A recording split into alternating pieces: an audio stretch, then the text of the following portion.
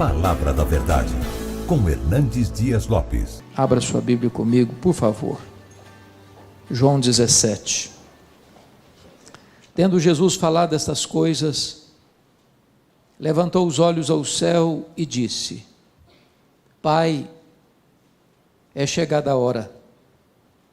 Glorifica teu Filho, para que o Filho te glorifique a ti. Assim como lhe conferiste autoridade sobre toda a carne, a fim de que ele conceda a vida eterna a todos os que lhe deste. E a vida eterna é esta: que te conheçam a ti, o único Deus verdadeiro, e a Jesus Cristo a quem enviaste. Eu te glorifiquei na terra, consumando a obra que me confiaste para fazer. E agora glorifica-me, ó Pai, contigo mesmo, com a glória que eu tive junto de ti antes que houvesse mundo. Manifestei o teu nome aos homens que me deste do mundo. Eram teus, tu nos confiaste, e eles têm guardado a tua palavra. Agora eles reconhecem que todas as coisas que me tens dado provêm de ti, porque eu lhes tenho transmitido as palavras que me deste, e eles as receberam e verdadeiramente conheceram que saí de ti, e creram que tu me enviaste. É por eles que eu rogo, não rogo pelo mundo, mas por aqueles que me deste, porque são teus. Ora, todas as minhas coisas são tuas, e as tuas coisas são minhas, e neles eu sou glorificado. Já não estou no mundo, mas eles continuam no mundo, ao passo que eu vou para junto de ti. Pai Santo, guarda-os em teu nome que me deste, para que eles sejam um, assim como nós. Quando eu estava com eles, guardava-os no teu nome que me deste, e protegi-os, e nenhum deles se perdeu, exceto o filho da perdição, para que se cumprisse a Escritura. Mas agora vou para junto de ti, e isto falo no mundo, para que eles tenham o meu gozo completo em si mesmos. Eu lhes tenho dado a tua palavra, e o mundo os odiou, porque eles não são do mundo, como também eu não sou. Não peço que os tires do mundo, e sim que os guardes do mal. Eles não são do mundo, como também eu não sou. Santifica-os na verdade, a tua palavra é a verdade. Assim como tu me enviaste ao mundo, também eu os enviei ao mundo, e a favor deles eu me santifico a mim mesmo, para que eles também sejam santificados na verdade. Não rogo somente por estes, mas também por aqueles que vierem a crer em mim por intermédio da sua palavra, a fim de que todos sejam um, e como és tu, Pai, em mim, eu em ti, também sejam eles em nós, para que o mundo creia que tu me enviaste. Eu lhes tenho transmitido a glória que me tens dado, para que sejam um como nós o somos, eu neles e tu em mim, a fim de que sejam aperfeiçoados na unidade, para que o mundo conheça que tu me enviaste e os amaste como também amaste a mim. Pai, a minha vontade é que onde eu estou estejam também comigo os que me deste, para que vejam a minha glória que me conferiste, porque me amaste antes da fundação do mundo. Pai justo, o mundo não te conheceu, eu porém te conheci, e também estes compreenderam que tu me enviaste. Eu lhes fiz conhecer o teu nome, e ainda o farei conhecer, a fim de que o amor com que me amaste esteja neles, e eu neles esteja. Amém. Irmãos amados, eu gostaria de conversar um pouco com vocês hoje sobre a oração mais importante da história. A Bíblia registra muitas orações importantes, orações dos patriarcas, orações dos profetas, orações dos apóstolos, mas esta aqui é a mais importante oração, porque esta é a oração do Deus Filho ao Deus Pai. Esta é a oração da segunda pessoa da Trindade para a primeira pessoa da Trindade. E talvez não há nada mais sublime na vida do que ouvir, do que compreender este momento sublime de Jesus Cristo conversando com o Pai, antes de partir para a cruz. A circunstância que Cristo fez esta oração está registrado com muita clareza. Se você ler o capítulo 16 de João, ele tinha acabado de falar para os seus discípulos sobre o Pai, e agora ele está falando para o Pai acerca dos seus discípulos. Na vida e no ministério de Jesus Cristo, pregação e oração sempre caminharam juntas. Aqueles que falam aos homens sobre Deus, devem falar para Deus sobre os homens. Aqueles que pregam aos homens, precisam também falar para Deus acerca desses mesmos homens, porque pregação e oração caminham sempre juntas.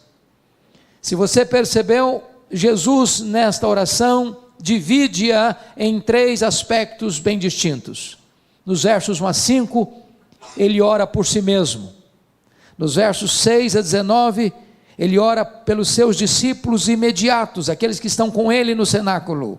Mas nos versos 20 a 26, ele ora por aqueles discípulos que ainda haveriam de crer nele, segundo as Escrituras. Portanto, ele ora por você e por mim. Nós estávamos contemplados nesta oração do Senhor Jesus Cristo. Se você notar o contexto imediato, Jesus já havia ali no cenáculo lavado os pés dos seus discípulos. Jesus já havia alertado Pedro de que ele o negaria naquela mesma noite. Jesus já havia desmascarado Judas Iscariotes. Jesus já havia falado para eles acerca do céu, da casa do Pai, da sua segunda vinda e da promessa do derramamento do Espírito Santo. Ali Jesus já havia instituído a ceia. Ali Jesus já estava mergulhando na sombra da cruz, quando ele faz esta oração ao Pai, esta oração intercessória. Vale destacar que em momento tão agônico para Jesus, onde ele haveria de mergulhar sua alma na mais profunda angústia, que ele denomina de angústia de morte, onde o cálice da ira de Deus estava diante dele, ele não faz nenhum pedido nessa oração de qualquer livramento da dor, de qualquer livramento do sofrimento. Ele não pede nenhuma benesse material, temporal. O seu pedido é especificamente sobre bênçãos espirituais. Nesta oração de Jesus, ele se concentra em 4 assuntos: salvação, segurança, santidade e unidade. E eu gostaria então de tratar daquilo que estava no coração de Jesus, quando ele conversa com o Pai a nosso respeito. Primeiramente, vamos ver a primeira ênfase da oração, que é sobre salvação. E quando eu penso em salvação, e está nos versos 1 a 5, ele começa essa oração falando do instrumento da salvação, que é a cruz. Vejam vocês no verso 1, tendo Jesus falado essas coisas, levantou os olhos ao céu e disse: Pai, é chegada a hora, glorifica teu Filho, para que o Filho te glorifique a ti. Todos vocês sabem que a vida de Jesus se desenvolveu dentro de uma agenda estabelecida na eternidade, definida no céu, e ele vem à terra para cumprir rigorosamente esse cronograma. Quando solicitaram dele um milagre em Caná da Galileia, ele disse: não é chegada a minha hora. Quando foram prendê-lo, não puderam, porque não era ainda chegada a hora. Esta hora na agenda de Jesus tinha o seu ápice, tinha o seu cumprimento pleno na cruz do Calvário. Essa era a grande hora. Esse era o grande cronômetro de Deus estabelecido lá na eternidade. A grande hora era a hora em que ele daria a sua vida pela sua igreja, a hora em que o seu sangue seria vertido naquela cruz, a hora em que a paz e a justiça se beijariam no topo daquele lenho maldito, naquele tosco monte. Então, ele está falando que esta hora havia chegado, porque na cruz o plano de Deus se cumpriu. Na cruz o projeto redentor de Deus se estabeleceu. Na cruz a vitória de Deus sobre o diabo ficou extremamente eloquente, porque foi lá que ele esmagou a cabeça da serpente. Mas se você perceber, Jesus está dizendo que a cruz haveria de ser o momento do Pai ser glorificado. Glorifica o teu Filho, para que o Filho te glorifique a ti. Entendamos isso, irmãos.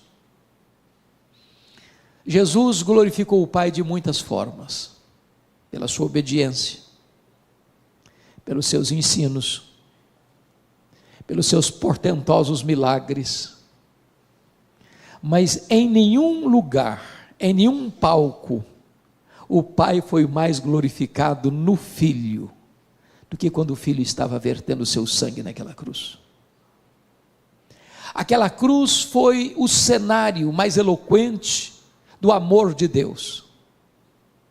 Não há forma de Deus provar que Ele ama você com mais intensidade do que na cruz. Ele prova o seu próprio amor para conosco pelo fato de ter Cristo morrido por nós, sendo nós ainda pecadores. Não espere de Deus evidência maior de amor do que foi a cruz do Calvário. Ali o amor de Deus alcançou o zênite, as alturas mais excelsas.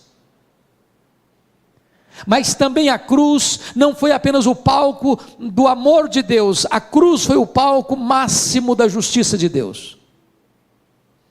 Porque Deus puniu o seu, o meu, o nosso pecado em seu Filho naquela cruz. E quando Deus estava punindo o nosso pecado no seu Filho, golpeando-o e agradando moê-lo naquela cruz, para que nós pudéssemos ser libertos da condenação eterna, nesse momento o Pai estava demonstrando a sua máxima justiça, ao mesmo tempo que revelando o seu máximo amor. Pois bem, amados, agora, notemos em segundo lugar a essência dessa salvação, versos 2 e 3, e a primeira coisa, no verso 2, Jesus recebe a autoridade do Pai para conferir a vida eterna. Veja comigo, assim como conferiste autoridade sobre toda a carne, a fim de que Ele conceda a vida eterna a todos os que lhe deste. Entendamos isso, irmãos. Não há nenhum outro ser que recebeu de Deus Pai autoridade no mundo para dar vida eterna, exceto Jesus Cristo. Nem os patriarcas, nem os profetas, nem os apóstolos, nem Maria, nem Pedro, nem Paulo, nem a igreja, nem qualquer denominação religiosa, nem qualquer concílio eclesiástico, nem qualquer encíclica papal, nem qualquer movimento humano tem capacidade, tem competência, tem autoridade para dar ao homem a vida eterna, a não ser Jesus Cristo. Só Ele pode salvar, só Ele é a porta do céu, só Ele é o caminho para Deus, só Ele é o mediador entre Deus e os homens. Não há nenhum outro nome dado entre os homens pelo qual importa que sejamos salvos, porque Ele recebeu do Pai essa autoridade para dar a vida eterna. Mas o que é vida eterna? E a resposta está no versículo 3, confira comigo. E a vida eterna é esta: que te conheçam a ti, o único Deus verdadeiro, e a Jesus Cristo a quem enviaste. Então vamos entender algo tão importante aqui. Algumas pessoas pensam que vida eterna, irmãos, é uma quantidade de tempo que não pode ter fim. E aí, quando algumas pessoas projetam isso, que vida eterna é apenas uma vida que nunca acaba, elas podem entrar até em desespero. Há poucos dias, um adolescente se aproximou de mim e disse assim: pastor, eu não quero ir para o céu não, eu tomei um susto. Disse, mas como assim? Me explica isso melhor. Ah, mas não quero mesmo. Falei, mas explica para mim, por favor. porque a ideia de céu que eu tenho é que eu vou ficar sentada numa nuvem branca, tocando harpa, cantando. Eu não aguento essa vida inteira, não. Eu quero coisa nova para a minha vida. Tem muitas pessoas que pensam que o céu vai ser chato, monótono. E eu preciso dizer para você que vida eterna é um relacionamento pessoal e íntimo com Deus, onde você vai amá-lo, onde você vai fruí-lo, onde você vai glorificá-lo, onde você vai exaltá-lo, onde você vai servi-lo, e esse Deus é inesgotável em seu ser, e você vai conhecê-lo, e jamais haverá um tempo na eternidade onde você possa dizer, já conheço tudo, não tem mais nada para conhecer, agora eu preciso botar minha vida no piloto automático. Jamais isso vai acontecer. O céu é dinâmico. Então eu quero dizer uma coisa a você hoje, sabe o que você vai fazer no céu depois que você tiver 1 milhão de anos lá? Você vai conhecer a Deus. Sabe o que você vai continuar fazendo depois que você tiver 1 bilhão de anos lá no céu? Você vai continuar conhecendo a Deus. Esse conhecimento é a própria essência da vida eterna. Essa intimidade com Deus é a própria beleza, encanto e realidade da própria vida eterna. Então, notem comigo, em terceiro lugar, a consumação dessa salvação no versículo de número 4. Ele diz assim: eu te glorifiquei na terra, consumando a obra que me confiaste para fazer. Preste atenção na palavra consumando, porque esta foi a sexta e penúltima palavra do Senhor Jesus Cristo na cruz do Calvário, quando ele dá um brado, e diz: está consumado. E essa palavra na língua grega é a palavra tetelestai, está pago, está consumado, está concluído, não tem mais nada por fazer. E essa palavra grega tetelestai, que é a mesma palavra consumado no grego, ela tem 3 significados. Primeiro, essa palavra era usada naquela época, quando um filho recebia uma incumbência de seu pai para fazer algum trabalho específico, e terminado esse trabalho, o filho chegava para o pai e dizia assim: papai, tetelestai, papai, eu concluí a obra que tu me confiaste para fazer. Quando Jesus está morrendo na cruz, ele está dizendo: papai, eu terminei a obra que tu me confiaste para fazer, morrer por amor daqueles que tu me deste, está concluída essa obra. Mas essa palavra tetelestai era usada num segundo sentido. Quando alguém ia pagar uma promissória num banco, quitando aquela dívida, ao pagar e saldar completamente a dívida, recebia então a promissória com um carimbo: tetelestai, está pago, está quites, não se deve mais nada. Eu quero dizer para você que crê no Senhor Jesus Cristo, que se você realmente crê nele, então a sua dívida foi quitada na cruz do Calvário. Então você está quites com a lei de Deus, então você está quites com a justiça de Deus, então já nenhuma condenação pesa mais sobre a sua vida. Tetelestai. Mas essa palavra tetelestai tinha um terceiro significado no grego. Essa palavra era usada quando você comprava um bem imóvel, uma casa, uma propriedade, e ao receber a escritura registrada, porque você já saldou todos os compromissos financeiros, essa escritura recebia um carimbo: tetelestai, agora é seu de direito e de posse. Eu quero dizer para você que quando você creu no Senhor Jesus Cristo, é como se Deus estivesse dando para você uma escritura do céu, registrada, dizendo: pertence a você, de direito e de posse, toma posse da vida eterna. A obra de Cristo foi concluída na cruz, e é isso que Jesus Cristo está dizendo para nós no versículo 4.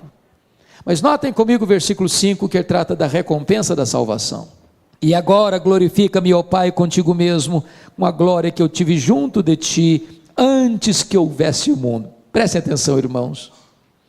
A Bíblia não detalha como é que era esta glória que o Filho tinha com o Pai antes que o mundo fosse criado. Agora imagine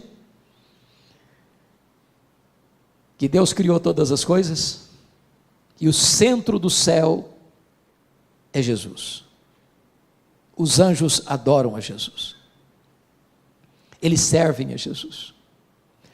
Tudo aquilo que jamais olho viu, ouvido ouviu, todas as riquezas e belezas inefáveis, indescritíveis, toda a bem-aventurança, toda a glória do céu, que Ele deixou para vir aqui se encarnar, pisar o nosso chão, vestir a nossa pele, beber a nossa água, comer o nosso pão, chorar a nossa lágrima, sentir a nossa dor e carregar sobre o seu corpo o nosso madeiro, Ele está tomando de volta. E agora diz: Pai, glorifica-me com a glória que eu tive junto de Ti, antes que houvesse mundo. Ele que pagou o preço pela nossa redenção, agora recebe a recompensa. É o que Paulo escreve em Filipenses capítulo 2, Ele se esvaziou, Ele se humilhou, Ele assumiu a forma de servo, Ele se humilhou até a morte, morte e cruz, pelo que também o Pai o exaltou sobremaneira, e lhe deu o nome que está acima de todo nome, para que o nome de Jesus se dobre todo o joelho, nos céus, na terra e debaixo da terra, e toda língua confesse que Jesus Cristo é Senhor, para a glória de Deus Pai. Ele está sendo exaltado, essa é a recompensa. Mas preste bem atenção comigo, por favor, no versículo 24. Você pode ler o verso 24 comigo? Vamos juntos? Você que tem versão atualizada, vamos lá? Pai, a minha vontade é que onde eu estou, estejam também comigo os que me deste, para que vejam a minha glória que me conferiste, porque me amaste antes da fundação do mundo. Preste atenção nisso. Você que vai para o céu, e se você creu em Jesus, você está embarcando para lá, passaporte garantido, entrada garantida, posse garantida. Você vai contemplar toda a glória que o Pai conferiu ao seu Filho. Você não só vai ver, você vai usufruir. Nada que possa se referir neste mundo como belo e encantador pode ser comparado com aquilo que Deus preparou para você. E você vai ver isso, e você vai experimentar isso, e você vai usufruir isso para sempre e sempre e sempre. Esta é a salvação que Jesus está orando aqui por ela. Mas em segundo lugar, irmãos, essa oração trata de segurança, nos versos 6 a 14, porque você pode fazer uma pergunta: bom, ok, ele me salvou, mas quão segura é essa salvação? Será que eu posso ter certeza dessa salvação? Será que eu posso me apropriar dela? Irmãos amados, há muitos irmãos em Cristo, que embora salvos, por desconhecerem esta gloriosa verdade, vivem perturbadas,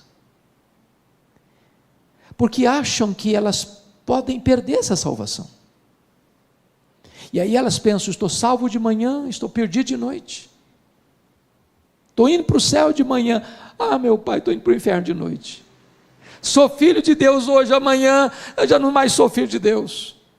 E muitos crentes vivem nessa gangorra espiritual, nesses altos e baixos, porque a grande pergunta que Jesus trata nesse texto é: será que você pode ter certeza, garantia, segurança dessa salvação? Vamos ver a resposta. Primeiro, a nossa segurança está fundamentada na eleição do Pai. Então confira comigo, olha aí por gentileza, versículo 2, a fim de que Ele conceda a vida eterna a todos os que lhe deste. Olha o verso 6, manifestei o teu nome aos homens que me deste do mundo. Olha comigo o verso 9, mas por aqueles que me deste, porque são teus. Olha o versículo 11, Pai Santo, guarda-os em teu nome que me deste. Olha o versículo De número 24, Pai, a minha vontade é que onde eu estou estejam também comigo os que me deste. Preste atenção nisso. Você que creu no Senhor Jesus Cristo é um presente do Deus Pai ao Deus Filho. Deus conheceu você, amou você e escolheu você mesmo antes da fundação do mundo. Ele escolheu você livremente. Não porque Ele previu que você ia crer em Jesus e então Ele escolheu você, não. Você creu no Senhor Jesus porque Ele escolheu você. Ele não escolheu você porque Ele previu que você ia ser santo, não, Ele escolheu você para você ser santo e irrepreensível. Ele não escolheu você porque Ele previu que você praticaria boas obras, não, Ele escolheu você para as boas obras. Ele escolheu você não porque você tinha méritos, você nem existia ainda. Então a escolha divina é a garantia de que eu estou salvo, porque esse decreto foi feito antes que o mundo fosse criado, antes dos tempos eternos. O Senhor Jesus Cristo deixou isso claro, lá em João 6, 37 a 40. Ninguém pode vir a mim se o Pai não o trouxer.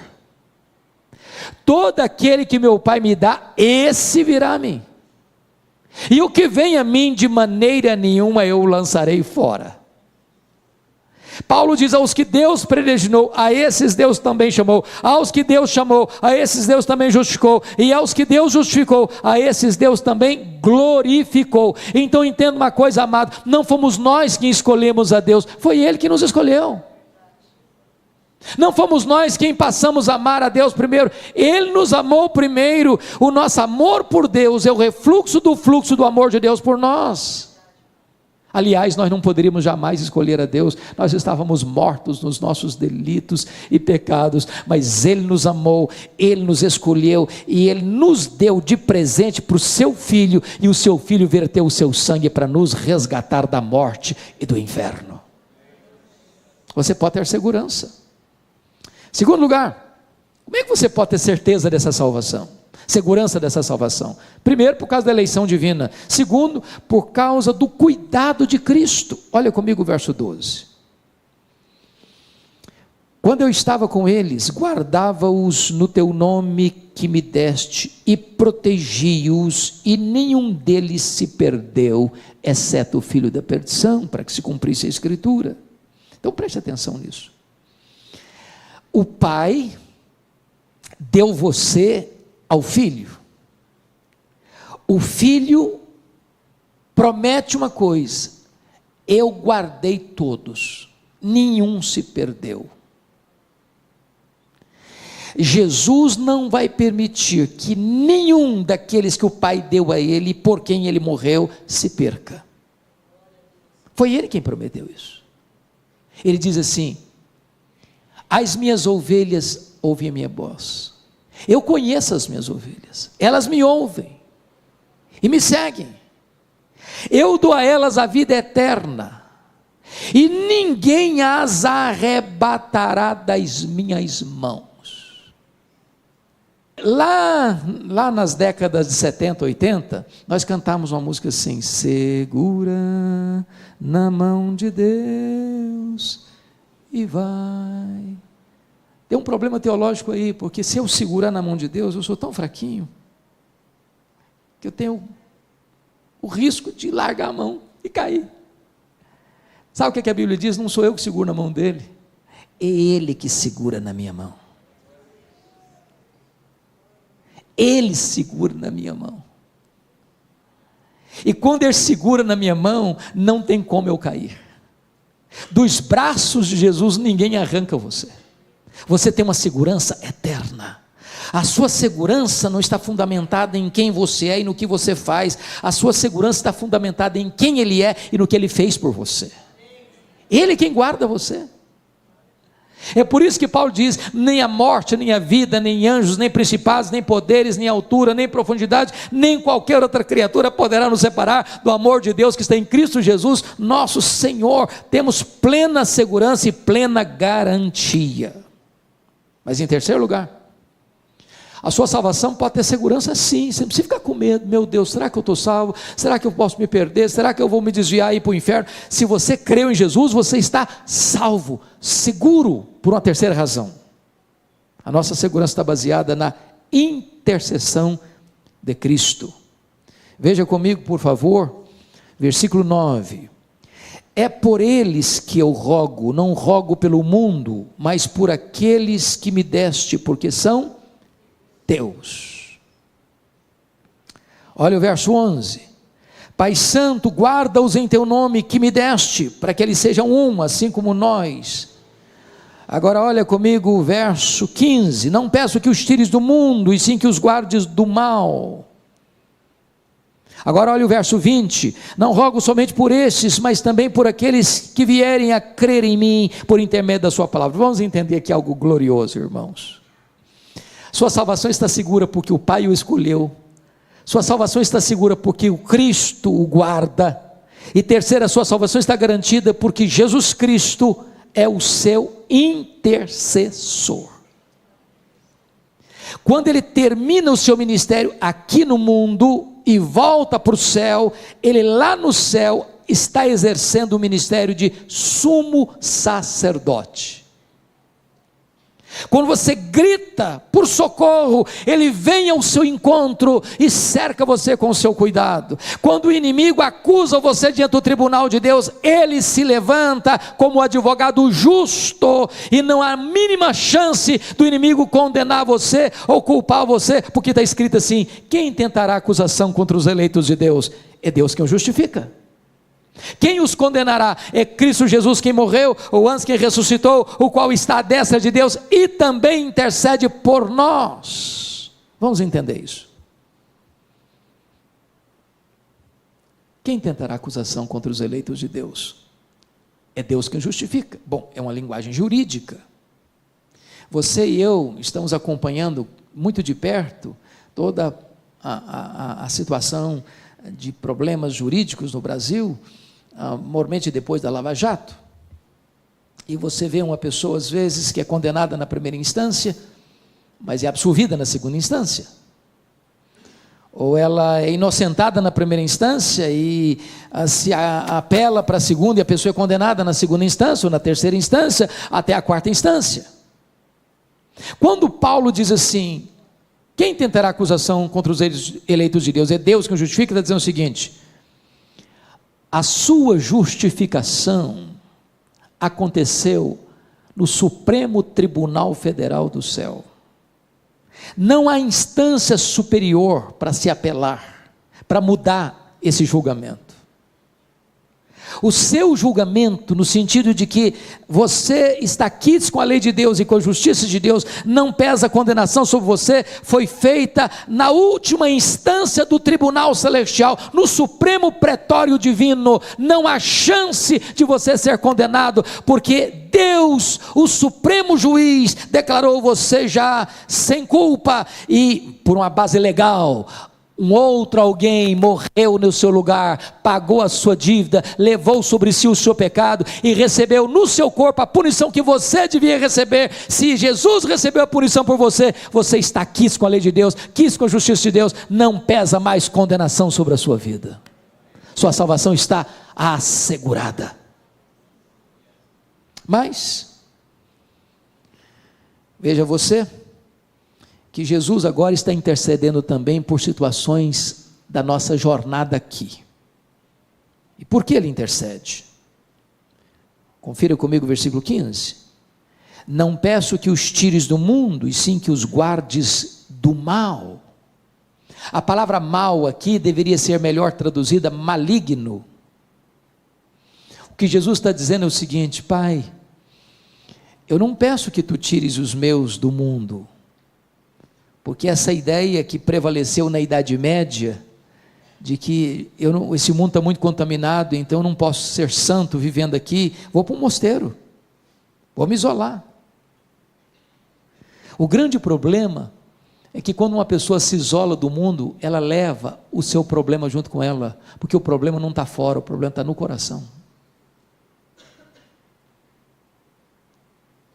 Mas mais, Jesus está dizendo o seguinte: livra-os do mal, livra-os do maligno. Sabe o que significa isso? Significa que aquele que nos salvou é o único capaz de nos sustentar dos ataques, das sutilezas, das armadilhas, dos laços do diabo, porque ele vive 24 horas por dia ao nosso derredor, tentando nos tragar, tentando nos devorar, tentando nos levar para uma região perigosa, para uma zona escorregadia, para um momento de fraqueza ou de uma autoconfiança. E o Jesus Cristo está orando: Pai, guarda-os do maligno, proteja-os do maligno, proteja-os do maligno. E você precisa entender uma coisa: é o Pai que protege você, é o Deus Todo-Poderoso que segura a sua mão, é Ele quem livra você, a sua alma da morte, seus olhos das lágrimas e seus pés da queda.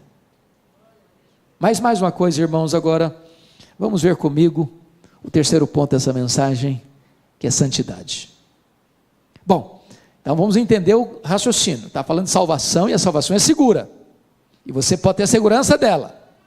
Mas enquanto você caminha aqui, como é que você deve caminhar como um salvo? Como é que você prova que você é uma pessoa salva? Só basta bater no peito: eu estou salvo, está resolvido o assunto? Ah, eu sou membro da igreja presbiteriana de Vila Operária, então estou salvo. É isso? Ah, eu tenho minha Bíblia, eu leio a minha Bíblia. É isso? Qual é a evidência que você é uma pessoa salva? Que provas você pode dar que você é uma pessoa salva? Então vamos ver isso, irmãos. Vamos ver isso. Entendamos uma coisa: a nossa entrada no céu é exclusivamente pela graça e não pelas obras. Mas o céu em si mesmo não seria céu para nós sem um caráter santo. Prestem bem atenção no que vou lhes dizer. Uma pessoa que não ama a santidade não vai ter clima no céu. Vai ser um peixe fora d'água lá. Há muitas pessoas, irmãos, que pensam que a morte é um condão mágico que muda as pessoas. Morre o pior cidadão, todo mundo elogia o cara. Morreu, só elogio. Mas um ímpio que morre ímpio não ressuscita pio. Morreu pagão, não ressuscita um cristão. Morreu um perverso, não ressuscita um santo. Então, se você é uma pessoa salva, isso precisa ser demonstrado. E de que maneira? De que maneira nós somos santificados? Primeiro, nós somos santificados pela palavra. Vamos lá no versículo 17 comigo? 17 e 17, está escrito assim: santifica-os na verdade, a tua palavra é a verdade. Agora vamos entender, irmãos, algo sublime aqui. Você quer ser santo, irmão? Você tem que ler Bíblia. Eu não sei quanto a vocês, eu penso, estou convencido disso, que nós vivemos na geração mais empolgante da história. Eu sou animadíssimo com a nossa geração. Irmãos, nenhuma geração viu o que nós estamos vendo. Nós dobramos um milênio, nós dobramos um século, e nós somos a única geração da história da humanidade que tem conhecimento e experiência da comunicação sem fronteiras. Que coisa fantástica! Quando eu fiz seminário, nos idos de 78 e 81, meu livro texto de teologia não tinha em língua portuguesa. Hoje, as melhores e maiores obras de teologia, todas da história da igreja, já estão em português. Hoje você vai numa livraria, tem Bíblia para criança, tem Bíblia para junior, tem Bíblia para adolescente, tem Bíblia para jovem, tem Bíblia para casal, tem livro para velho, tem Bíblia para casado, tem livro para descasado, tem livro para empresário, tem livro para empregado, tem livro para desempregado, tem Bíblia para qualquer jeito que você quiser. Mas você chega na igreja e diz assim: meus irmãos, vamos abrir a Bíblia lá em Miqueias, e o povo começa a ler lá em Gênesis, para ver onde estão Miqueias, não sabe onde estão Miqueias. Nós somos uma geração Coca-Cola, shopping center e a geração analfabeta da Bíblia. E se você quer ser santo, você precisa mergulhar na Bíblia. Santifica-os na palavra ou na verdade, a tua palavra é a verdade. Segundo lugar, irmãos, como é que você pode ser santo? Você pode ser santo na medida em que você compreende de maneira sensata o seu relacionamento com o mundo. Mas vamos entender o que é mundo, porque muita gente pensa que mundo é não cortar o cabelo, é não usar batom, mulher não usar brinco, usar adereços, não ir na praia, não jogar futebol, não assistir um jogo de futebol. Tem muita gente que pensa que mundo é isso. Mundo, irmãos, não é físico, mundo não é tangível, mundo é um sistema, mundo é uma cosmovisão, mundo é um conjunto de valores contrário aos princípios absolutos da palavra de Deus. Você liga a sua televisão e você vai ver lá um filme, uma telenovela, ou uma reportagem, ou isso, ou aquilo outro, você vai perceber que muitas vezes aquilo vem num viés contrário aos parâmetros e aos princípios de Deus. Isso é mundo. Como é que você vive com isso? Então preste atenção. Primeiro, versículo de número 16, confira comigo. Eles não são do mundo, como também eu não sou. Bom, é chocante eu afirmar isso para você, mas você não é do mundo. E eu não estou dizendo que você é um ET.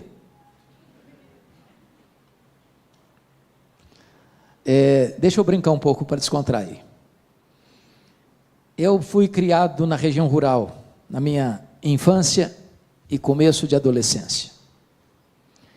Quando eu falo rural de verdade, sem luz elétrica, com lamparina de querosene.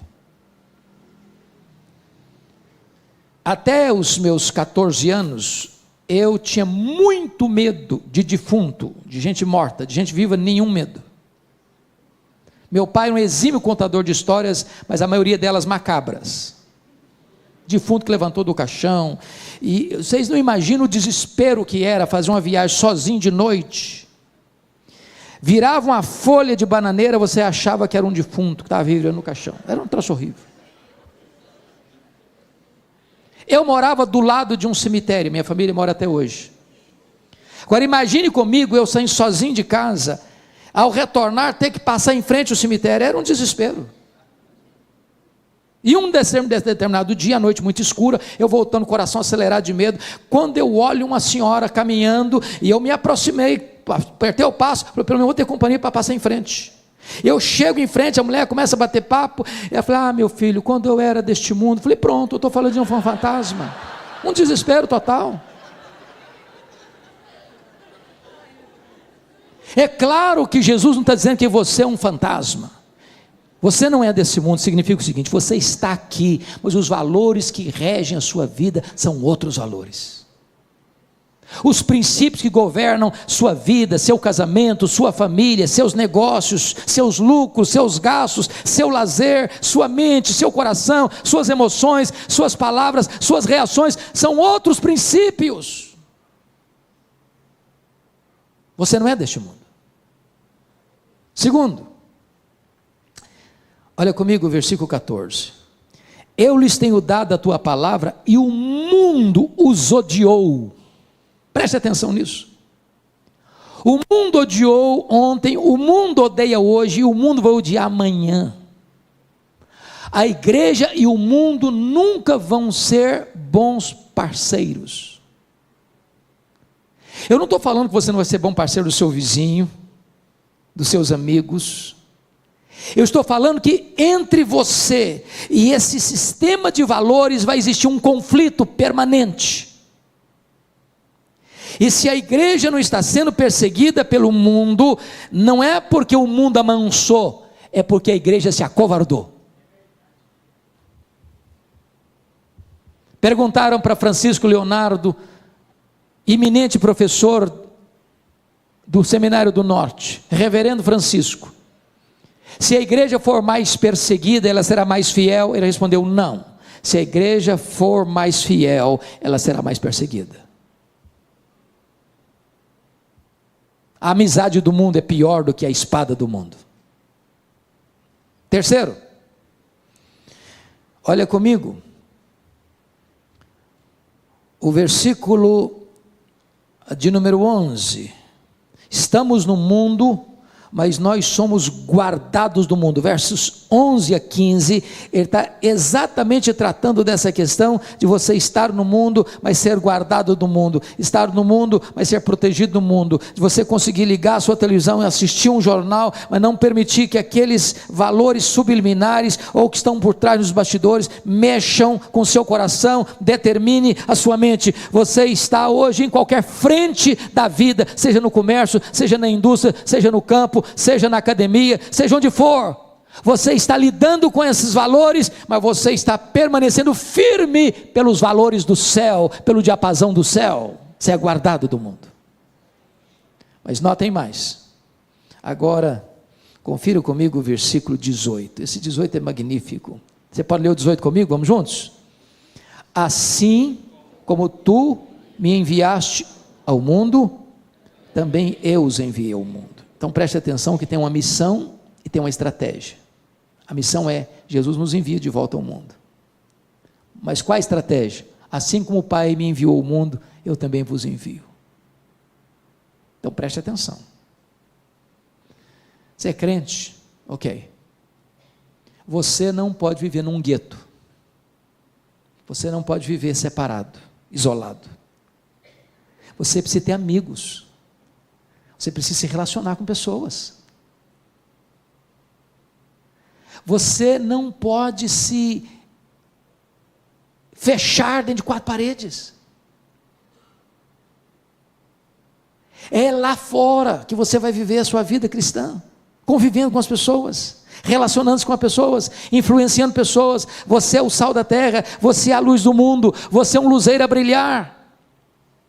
É lá que você vai marcar a sua influência, nos seus relacionamentos, nos seus contatos, sendo uma bênção, sendo um bom vizinho, sendo um bom marido, sendo uma boa mulher, sendo uma boa esposa, sendo um bom filho, sendo um bom pai, sendo uma boa mãe, sendo um bom empregado, sendo um bom patrão, sendo um bom comerciante, sendo um bom amigo. E enquanto você se relaciona, você é luzeiro de Deus a brilhar onde você está. Mas vamos fechar, vamos concluir, irmãos, com o último assunto. Falamos de salvação, falamos de segurança, falamos de santidade. Último ponto, unidade. A pergunta agora é, bom, se Deus nos salvou, e se nós temos segurança dessa salvação, e se nós devemos viver em santidade, como é que eu me relaciono com os outros irmãos que são crentes como eu? Então vamos olhar isso. Unidade. Versos 21 a 26. Primeiramente, o que não é unidade? Tem muita gente que pensa que unidade é, vamos tirar as placas das igrejas. Tem placa demais, tem igreja demais, tem denominação demais, isso está complicando demais. Então vamos fazer o seguinte, vamos juntar todo mundo numa placa só. Não é isso que Jesus está falando. Ele não está falando de uma unidade organizacional. Segundo, Jesus não está falando aqui de ecumenismo. O que é ecumenismo? Ecumenismo significa, não vamos falar de doutrina, doutrina divide, vamos falar de amor, não importa o que você creia, vamos estar juntos. Não, a Bíblia proíbe isso. Não tem unidade fora da verdade. Bom, então o que é esta unidade? Amados irmãos, vamos ver. Unidade significa o seguinte: se você está em Cristo, não importa a igreja que você frequenta, você é meu irmão. Agora convenhamos, é muito triste quando hoje ainda se percebe muitos segmentos religiosos batendo cabeça, brigando uns com os outros, ferindo uns aos outros, numa briga doméstica, onde as próprias ovelhas estão se ferindo, tirando aquilo que nós chamamos da unidade. Nós não criamos a unidade já existe, nós preservamos a unidade no vínculo do Espírito. Mas por que nós devemos buscar a unidade da igreja? Primeiro, porque Jesus pediu isso ao Pai. Olha comigo o versículo 21 e 22. A fim de que todos sejam um, e como és tu, ó Pai, e tu em mim, também sejam eles em nós, para que o mundo creia que tu me enviaste. Bom, se Jesus pediu ao Pai que você e eu sejamos um, eu não posso laborar contra esse projeto de Jesus, contra a vontade de Jesus. É hora da igreja parar de brigar uns com os outros, por diferenças secundárias, e entender que o que nos une é o sangue do Cordeiro. Só existe uma igreja, irmãos, só existe uma noiva, só existe um rebanho, só existe um corpo de Cristo. E essa igreja não é a presbiteriana, não é a batista, não é a metodista, não é a wesleyana, não é a assembleiana, não é a católica, não é nenhuma denominação. Certa feita, John Wesley, o grande avivalista do século XVIII, teve um sonho. E ele sonhou que ele foi ao inferno. E aí ele perguntou assim: tem metodista aí no inferno? Respondeu: está cheio. E presbiteriano tem? Falei: tem muito. Tem católico? Tem demais. Ele ficou escandalizado. Aí no sonho dele foi para o céu. Perguntou lá assim: tem metodista aí no céu? Tem não. E presbiteriano? Tem também não. Tem católico? Também tem não. Falou: mas quem tem aí então? Apenas aqueles que foram lavados no sangue do Cordeiro. Esta é a igreja, irmãos. Nós estamos separados em placas, e não estou dizendo que nós vamos jogar as placas fora. Nós amamos a nossa igreja, nós amamos a nossa denominação, e nós defendemos a nossa denominação, cada um de nós aqui, mas o que nos une é o sangue do Cordeiro. Se estamos em Cristo, somos um. Segundo lugar, irmãos, por que nós devemos buscar a unidade? Por causa da nossa origem espiritual. Olha aí comigo o verso 21. A fim de que todos sejam um, e como és tu, ó Pai, em mim e eu em ti, também sejam eles em nós. Agora preste atenção: se eu sou filho do Pai, se eu fui remido pelo Filho, e o Pai e o Filho são um, e o Filho pede ao Pai para que nós também sejamos um, então, por causa da nossa origem espiritual, eu não posso laborar contra o meu irmão, brigando com o meu irmão, machucando o meu irmão, falando mal do meu irmão, dividindo-me do meu irmão. Eu sou um com ele, tenho o mesmo sangue. O sangue do Cordeiro nos lavou do mesmo jeito. Terceiro, por que nós devemos ser um? Nós devemos ser um por causa da nossa missão no mundo. Olha comigo, por gentileza, o que ele vai dizer no versículo 21. A fim de que todos sejam um, e como és tu, ó Pai, em mim e eu em ti, também sejam eles em nós, para que o mundo creia que tu me enviaste. Aqui está, meus irmãos, o que Francis Schaeffer chamou de apologética final. O mundo vai olhar para nós, o mundo não vai achar que nós somos discípulos porque nós somos fiéis na doutrina, embora sejamos fiéis na doutrina, é uma coisa fundamental. Ser fiel na doutrina é fundamental. O mundo só vai olhar para nós, não, eles são discípulos de Cristo mesmo. Olha como é que eles se amam, olha como eles caminham juntos, olha como eles cuidam dos outros. Quando o mundo olhar para a igreja e ver que a igreja se ama, que os crentes se amam, que eles são um, o mundo vai dizer: é verdade, o que eles pregam é verdade, eles pregam a coisa que eles vivem, isso funciona na vida deles, e nós precisamos experimentar o que eles já experimentaram.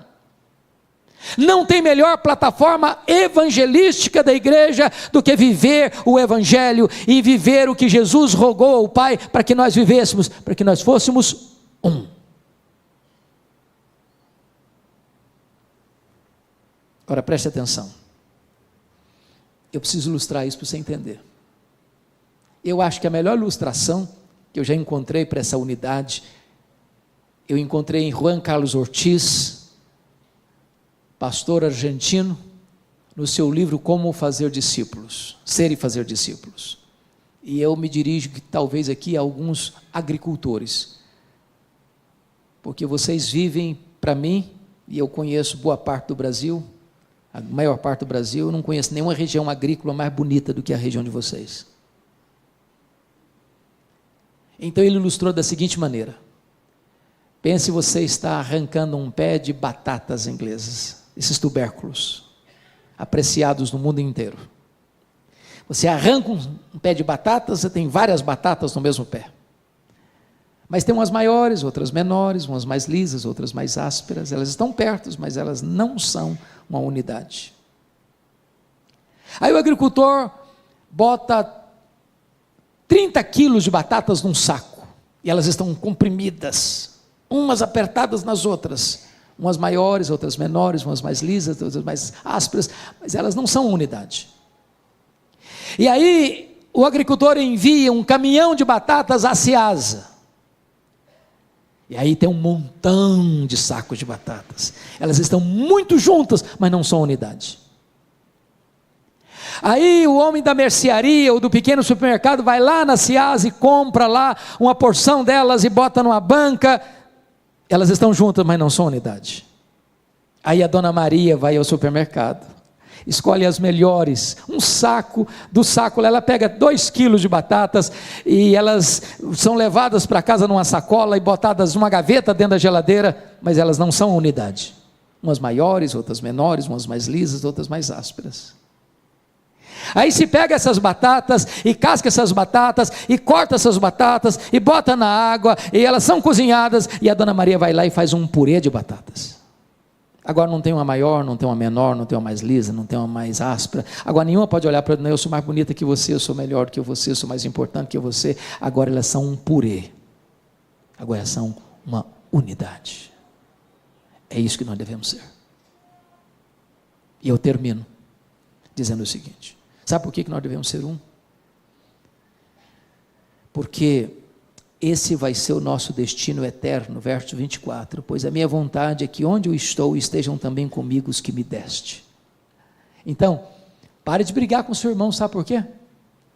Se você achar que você é mais importante do que ele, que você é melhor que ele, que você sabe mais do que ele, que você tem mais dons do que ele, que você é mais maduro na fé do que ele, e que o irmãozinho é muito fraquinho, é muito isso, muito aquilo, quando você chegar no céu, sabe quem você vai ver lá? Esse irmãozinho seu. Se ele está em Cristo, você vai para lá. E é melhor você começar a aprender a conviver com ele aqui, porque você vai ter que viver com ele por toda a eternidade. Eu espero em Deus que a oração do Deus Filho ao Deus Pai encoraje a cada um aqui nesta noite a entendermos que a nossa salvação foi realizada por Ele na cruz, que essa salvação é garantida pelo próprio Deus, você não precisa ter medo, e que se você é uma pessoa salva, você evidencia isso através de uma vida de santidade, e nós que fomos alcançados pela graça, somos um, e assim devemos viver aqui, porque assim viveremos para sempre, e sempre, e sempre.